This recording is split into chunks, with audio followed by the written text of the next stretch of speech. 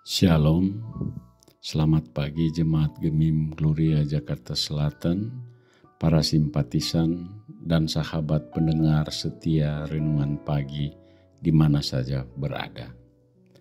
Puji syukur kita panjatkan kepada Tuhan Yesus Kristus yang telah memberi kita kesempatan untuk beristirahat dengan tenang dan boleh bangun dengan tubuh yang diberkati. Hari ini kita kembali diberi anugerah untuk menikmati hidup, untuk belajar dan bertumbuh di dalam firman-Nya. Mari kita satukan hati kita dan marilah kita berdoa.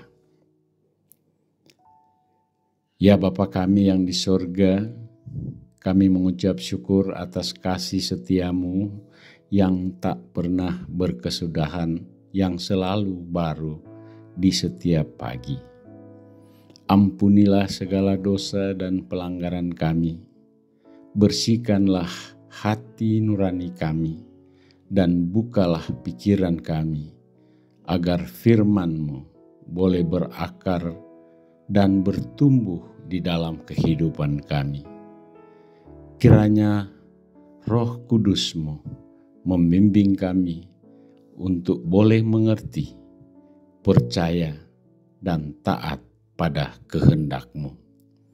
Di dalam nama Tuhan Yesus Kristus kami berdoa. Amin. Marilah kita membaca Alkitab dari Kejadian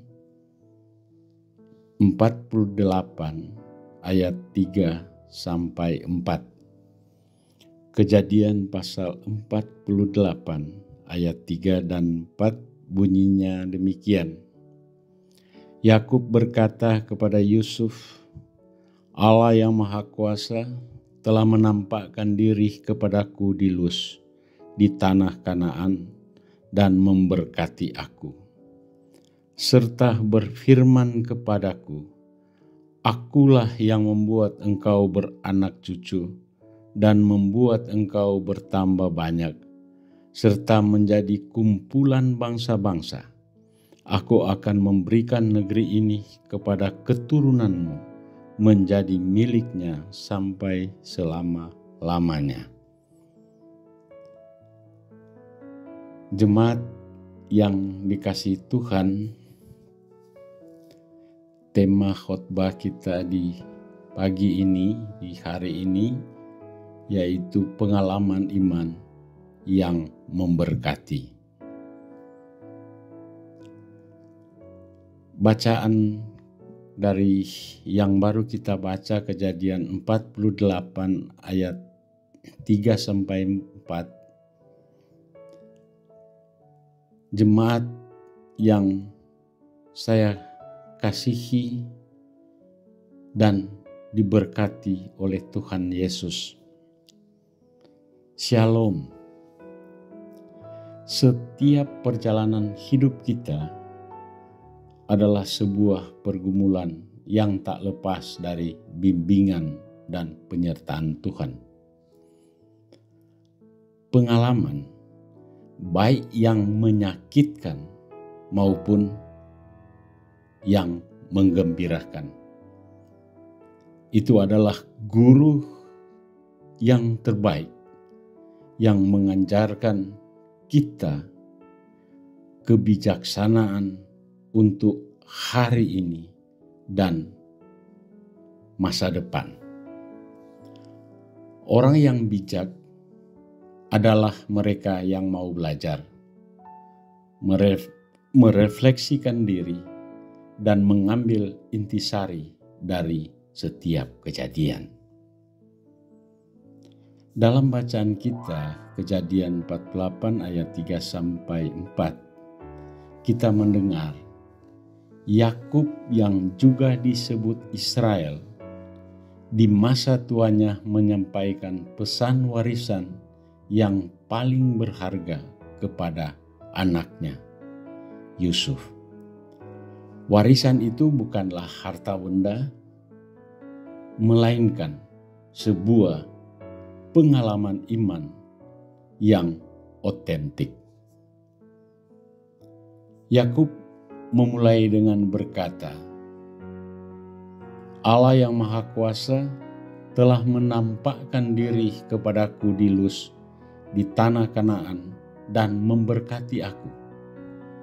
Ia telah berfirman kepadaku, sesungguhnya aku akan membuat engkau beranak cucu dan membuat engkau banyak, menjadi sekumpulan bangsa-bangsa, dan aku akan memberikan negeri ini kepada keturunanmu untuk menjadi miliknya sampai selama-lamanya.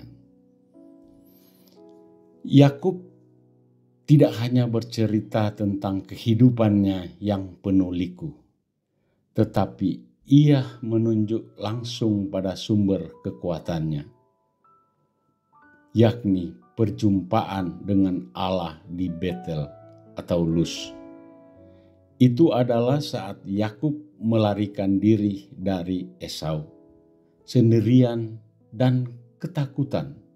Namun di sanalah ia melihat tangga dari surga dan menerima janji Allah. Itu bisa kita lihat di Kejadian pasal 28.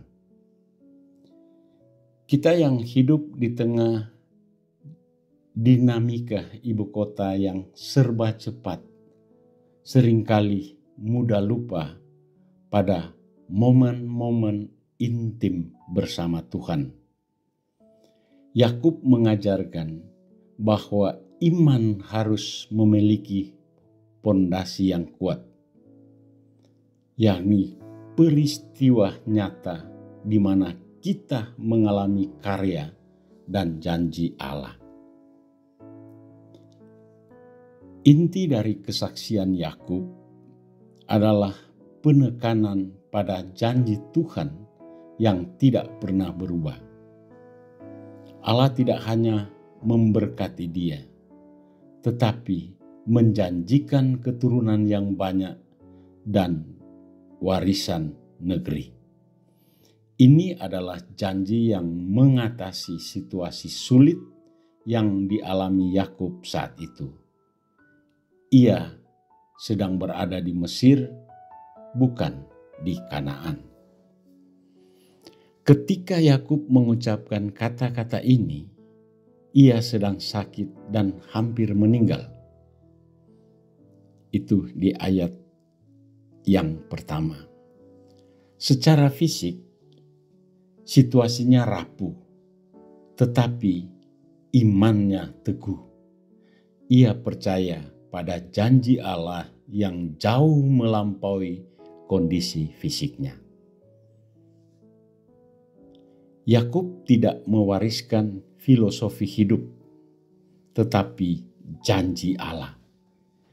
Ia adalah warisan rohani terpenting bagi kita sebagai orang tua, kakek nenek Kristen, menyampaikan keyakinan bahwa janji dan berkat Tuhan adalah jaminan yang lebih pasti daripada harta dunia manapun. Janji itu meliputi penyertaan, pertumbuhan rohani, dan masa depan yang penuh harapan.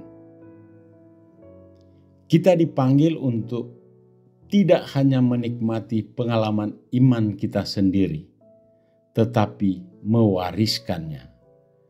Mari kita pastikan bahwa yang diwariskan kepada anak cucu kita, baik secara darah maupun rohani, bukanlah kekhawatiran atau trauma masa lalu, tetapi keyakinan yang hidup bahwa Allah kita adalah Allah yang setia pada janjinya, seperti yang dialami oleh Yakub.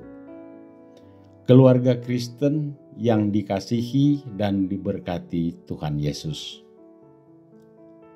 Pengalaman iman Yakub di Betel tidak hanya membekas dalam dirinya, tetapi menjadi benih berkat bagi generasi penerusnya.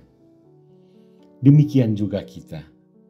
Pengalaman hidup kita mulai dari saat kita pindah ke Jakarta, pergumulan dalam pekerjaan, kesetiaan dalam pelayanan di Gemim Gloria, hingga kesulitan yang kita hadapi, semuanya membentuk sebuah kesaksian bahwa Tuhan itu baik. Mari kita jadikan setiap pengalaman, baik kegagalan maupun keberhasilan, sebagai kesempatan untuk bersaksi tentang kesetiaan Tuhan. Biarlah anak-anak dan generasi muda kita tidak hanya melihat keberhasilan kita secara materi, tetapi mendengar dan melihat pondasi iman yang teguh, yang percaya bahwa Allah yang berfirman kepada Yakub di Betel adalah Allah yang sama, yang memberkati dan menjanjikan masa depan yang penuh pengharapan bagi kita Jemaat Gemim Gloria Jakarta Selatan dan bagi anak cucu kita. Janji berkat Tuhan Allah diberikan kepada mereka yang mengingat perjumpaan imannya dan tetap taat serta setia kepadanya. Kita percaya sebagaimana Tuhan Allah memberkati kita, Dia pula akan senantiasa memberkati anak cucu kita. Amin.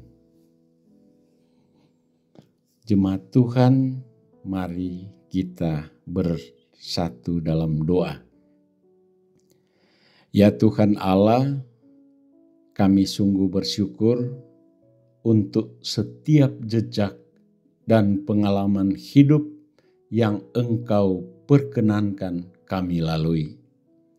Ada begitu banyak pengalaman yang membentuk iman dan karakter kami agar makin mengasihi-Mu dan sedia mengikuti kehendak-Mu.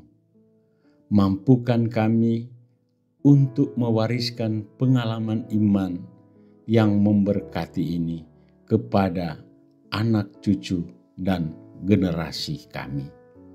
Jadikanlah kami saluran kesaksian bahwa Engkau adalah Allah yang setia pada setiap janji-Mu di tengah segala keadaan. Dalam nama Tuhan Yesus Kristus kami berdoa. Amin.